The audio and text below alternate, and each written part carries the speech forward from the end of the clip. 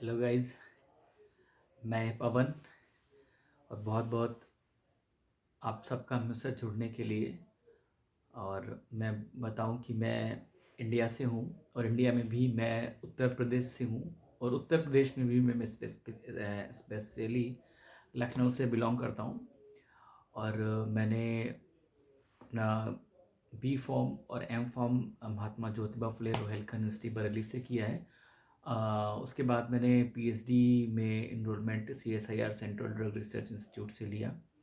2018 में मैंने पीएचडी में एडमिशन लिया। आफ्टर दैट 2023 में मैंने पीएचडी कंप्लीट करी एंड पोस्ट डॉक्टरल रिसर्च के लिए मैं स्टैनफोर्ड यूनिवर्सिटी आ गया।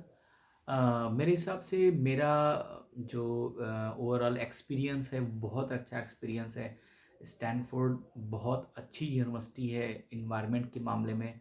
और स्टैनफोर्ड कैलिफोर्निया रीजन में आता है यूएसए के। और मेरे हिसाब से मुझे लगता है कि one of the best environment है चारों तरफ और बहुत ही अच्छा माहौल है।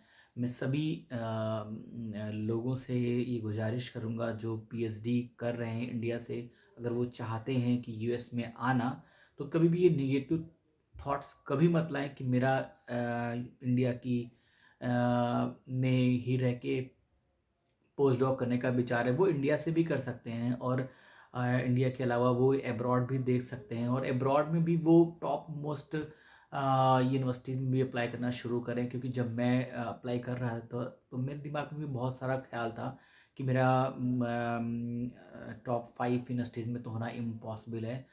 और मैंने ऐसा किया भी। स्टार्टिंग में मैंने भी जो अपनी पोस्ट डॉक की एप्लीकेशन थी वो मैंने बहुत सारे रैंकिंग के अकॉर्डिंग मैंने नहीं सेलेक्ट किया। और मुझे भी लगता था कि स्टैनफोर्ड, हार्वर्ड, ऑक्सफोर्ड, कैम्ब्रिज में होना तो इम्पॉसिबल है। और स्टार्टिंग में मैंने मतलब कि जहाँ मेरा दिल कर रहा था अपनी, मैं तो ड्रग डिलीवरी का हूँ और ड्रग डिलीवरी के अकॉर्डिंग जहाँ भी मुझे सूटेबल पोजीशन दिख रही थी वहाँ मैं अप्लाई कर रहा था। बट मेरे दिल ने सजेस्ट किया कि तुम एक बार हायर रैंकिंग के इंस्टीट्यूट में भी अप्लाई करना शुरू करो। और मैंने मतलब कि मैं आपको सच में बताऊं कि पहले मुझे लगता था कि पोस्ट डॉक मिलना बहुत कठिन का काम है। बट मुझे अब लगता है कि पोस्ट डॉक मिलना दुनिया का आसान काम भी है। थोड़ा सा टाइम टेकिंग है, थोड़ा पेशेंस बनाए रखें, थोड़ा सा अपने आप को संभाले रखें। क्योंकि आफ्टर पीएचडी या फिर during last time of PhD बहुत फ्रस्ट्रेशन होता है कि अब क्या करें, मुझे पोस्ट डॉक नहीं मिल रहा है, इंडिया में बहुत अच्छी पोजीशन अभी नहीं मिल रही है।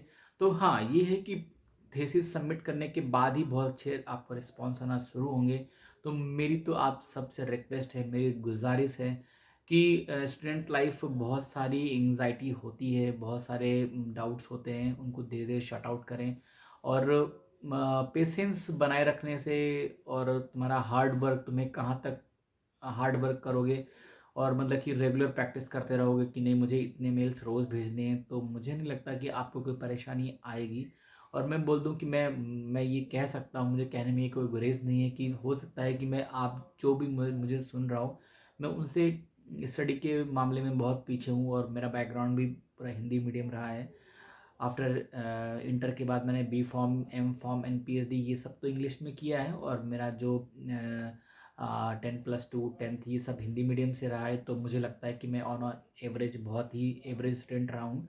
बट एट ए टाइम मैं बहुत अच्छा फील कर रहा हूँ कि मैं वर्ल्ड की टॉप 3rd यूनिवर्सिटी स्टैनफोर्ड में आज मैं पोस्ट डॉक कर रहा हूँ। सो मेरी तो आप सबसे गुजारिश है, आप अच्छे से एप्लीकेशन भरते रहो और कभी ये मत सोचो कि मेरा टॉप यूनिवर्सिटी में नहीं होगा। और ऐसे ही मैं आपको बहुत अच्छी अच्छी जानकारियाँ देता रहूँगा ताकि आप कभी डिमोरलाइज मत हो। और मोटिवेशनल तरीके से मैं आपको हर एक तरीके से आपको मोटिवेट करता रहूँगा। क्योंकि लाइफ तो स्ट्रगल है, और स्ट्रगल इन द सेंस, और एजुकेशन में भी एट ए टाइम बहुत क्राउड है, बहुत क्राउड है कि लोग क्या करें, पोस्ट डॉक करें, आरए ज्वाइन करें, कहीं एकेडमिक ज्वाइन करें, कहीं इंडस्ट्री ज्वाइन करें। तो अलॉट ऑफ डाउट है उनके दिमाग में। मैं धीमे धीमे करके अपनी बहुत सारी वीडियोस आप तक पहुंचाता रहूँगा।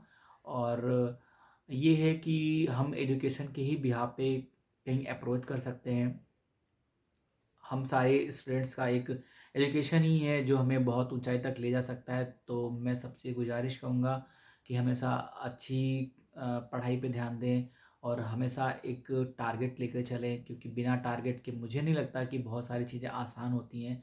तो अपने आप को फोकस्ड करें, अपने थॉट्स को, अपनी रिसर्च को मल्टी डिसिप्लिनरी टाइप का रखें और हमेशा एक गोल क्लियर रखें। एक रेशनल होना चाहिए आपके में कि आप क्या करना चाहते हो, क्यों करना चाहते हो, आपका जो काम है वो दूसरों से यूनिक कैसे है। क्योंकि रीपर्पजिंग भी अगर आप रिसर्च में करते हो तो फिर भी उसमें भी कुछ नोवेल होना चाहिए, कुछ अच्छा होना चाहिए, आपके रेशनल अच्छे होने चाहिए, ताकि आप अपने पेपर को इंटरनेशनल लेवल पे अच्छा लिख सको। So thank you so much. और ये मेरी फर्स्ट वीडियो है। मैं आपसे रिक्वेस्ट करूँगा कि मैं और भी आपको धीमे धीमे बहुत अच्छी जानकारी देता रहूँगा कि मेरा कैसा एक्सपीरियंस रहा है। So thank you so much and have a good day.